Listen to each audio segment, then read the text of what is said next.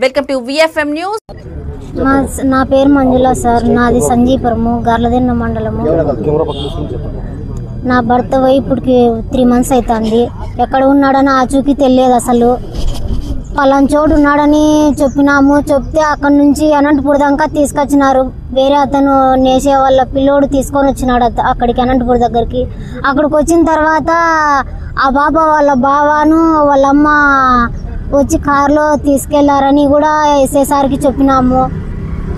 Case కట్టండి sir అంటే case కూడా మాది ఏం కట్టడం లేదు. అసలు ఆ పాప వాళ్ళు కేసు కట్టిండేది మాకు FIR ఫైల్ ఇచ్చినారు సార్. అది మా కేసు అయితే ఏం కట్టడం లేదు. ఇప్పుడు ఎస్పీ సార్ దగ్గరకు 3 మాటలు వచ్చినాము. 3 మాటలు వచ్చింటే ఇప్పుడు సార్ కూడా కేసు కట్టమని చెప్పినాడు, కడతామని కూడా చెప్పినాడు సార్.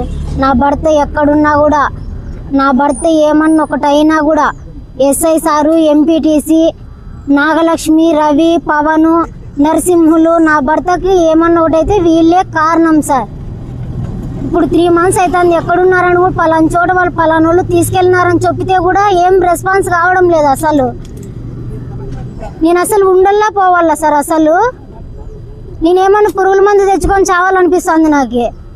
రేపు సాయంత్రం లోపల నా భర్త ఎక్కడున్నా కూడా పిలిపియకపోతే అదే పని చేస్తాను నేనైతే. పలానోళ్ళే కారణం అని చెప్పి ఇప్పుడు చెప్పినా కదా సార్, పలానోళ్ళే కారణం అని. వాళ్ళే కారణం అని మందు తాగి చచ్చిపోతా సార్. నేనైతే ఉండను. నాకైతే ఉండే ఉద్దేశం లేదు. ఇంకా 3 months అవుతుంది. నేను ఈరోజు పిలిపిస్తారు, రేపు పిలిపిస్తారని చెప్తున్నా కూడా అతనికి ఎంపీటీసీకి ఫోన్ చేసి ఎంపీటీసీతో మాట్లాడతారు సార్. ఫోన్ చేసి వాళ్ళ అమ్మ వాళ్ళ నాన్న ఫోన్ చేసి వాళ్ళ అమ్మ వాళ్ళ నాన్న పిల్లంపి ఎంపీటీసీ అతనికి ఫోన్ చేసి అతని ద్వారా పిల్లంపినంటారు. అతను ఏం చేస్తున్నారు సార్ మాకు?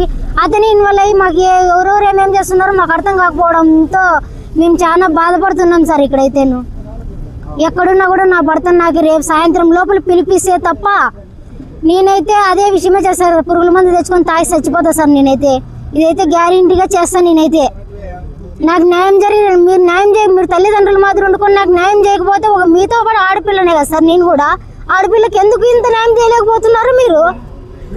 ఆమెతో పాటు నేను ఆడపిల్లనే కదా. ఒకసారి మీకు అర్థం కాదు సార్. అసలు ఇప్పుడు ఎన్నిసార్లు 3 months అవుతుంది నన్ను తిప్పుకుంటూనే ఉన్నారు స్టేషన్ దగ్గరకు. ఒకసారి కాకుండా ఒకసారి వాళ్ళు తీసుకెళ్ళినా సార్ పలానోళ్ళు అని చెప్తే కూడా వాళ్ళు కేసు పెట్టినారు కదమ్మా, వాళ్ళనే పిలిపిస్తే ఎట్లా అంటాడు సార్.